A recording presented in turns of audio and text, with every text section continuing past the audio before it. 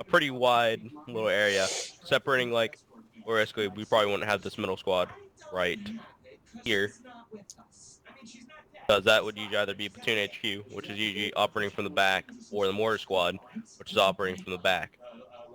Well, these squads right here are lighting where the fuck is in that field pretty good, you know? Yes, this is pretty vulnerable flanks, so should still be aware of the flanks. Pretty good for generally just putting fire to the front. Only array you use for fields, yeah, it's pretty true. And it's hard to control for the one reason of it has so much spacing. The 100 meters might not seem like a lot, but distributed between two squads and maybe a mortar team or platoon HQ, like, it begins to be pretty hard to hear people. Okay, so yeah, I accidentally did skip over it. And then the last slide, information awareness. Yeah, having short halts is good. Just long halts. Yeah. Trying to keep, like, the halts as short as possible is good, because the longer you're stationary, the more chance that the enemy has to move and get shit done. So, let's say you're only stopped for like a minute. They might only just be setting up some minor traps. Versus if we were there for like 10 minutes, oop, they just set up a couple tank traps. Oop, MG, we come up, they fuck us up. Or they set up an ambush while we're waiting and sitting in security. Yeah, even though we're holding security, if they set up a good ambush, that could easily fuck us up in the entire squad.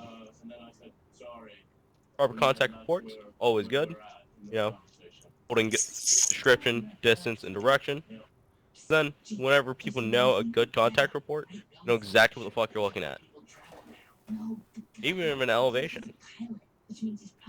And sound off and reporting, always good, because you want people to hear you, as we have zero radios. Okay.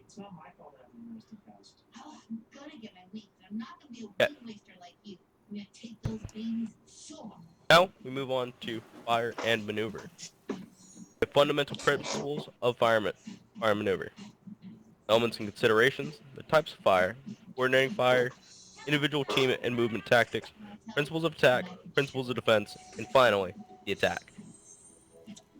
Give me a sec.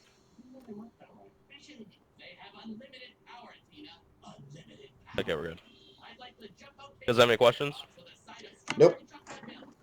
So the only question I have would be, since the users are going to be doing the ops, obviously, Yeah. will they be taking control of like certain AI here and there to make sure they are actually fighting us? Depends on the Zeus. Some Zeuses do it, some Zeuses don't. Okay. Because I've seen some Zeuses who really like to do it and some who don't. A lot of them don't, but some of them do.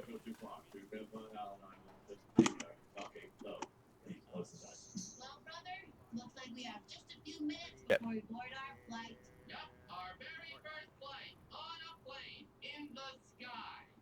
It seems like they're coming in. Yep.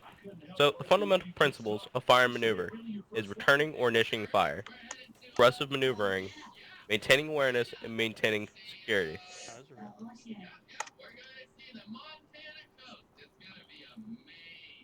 Sure, it'd be nice to commemorate this special day with some tiny metal objects that I could, I don't know, put on my clothes. You're gonna take over from here? Probably just some stupid dream. All right. Yeah. Hello, everybody. You guys know me as Second Lieutenant Henderson. I believe I've trained a couple of you guys before with Phase 1. Now you guys are currently in the middle of Phase 2 here, fire maneuver. You guys got any questions on anything that was presented beforehand before we continue? Fuck. Nope. Oops. Thank you, Mr. Langfelder. That didn't happen.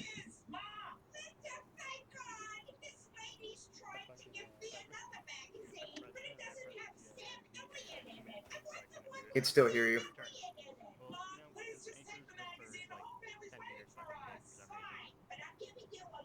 All right. I'm going to grab my coffee real quick and we'll start.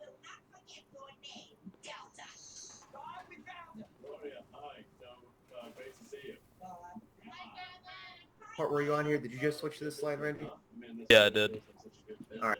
So elements and considerations. So when it comes to fire maneuver, you have two elements. You have your fire element and your maneuver element. The fire element is usually going to be your base of fire element or a squad that's acting at the base of fire for a maneuver. The maneuver element is usually going to be your rifle team.